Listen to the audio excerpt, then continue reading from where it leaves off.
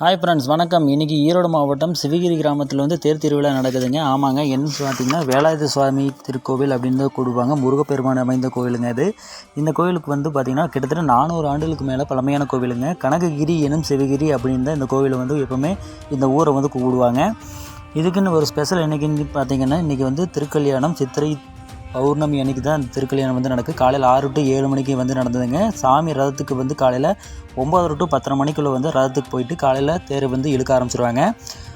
சின்ன தேரில் வந்து பார்த்திங்கன்னா விநாயகர் பெருமான், அஷ்டவள்ளி, வீரபாகு அப்படின்றது வந்து சின்ன தேரில் வந்து இழுப்பாங்க. பெரிய தேரில் வந்து பார்த்திங்கன்னா வள்ளி தெய்வானையோடு சேர்ந்து முருகர் 3 பேருமே காட்சி அளித்து அந்த தேரை வந்து இழுப்பாங்க.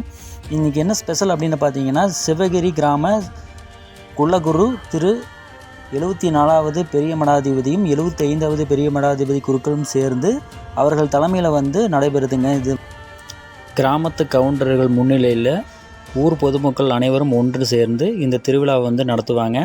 இது வந்து மிக மிக ஒரு சிறப்பு வாய்ந்த திருவிழாங்க. இது சக்தி வாய்ந்தது. இந்த கோயிலுக்கு வந்து என்ன நினைக்கிறோமோ அது வந்து நடக்கும் அப்படிங்கிறது வந்து ஐதீகம். நன்றி.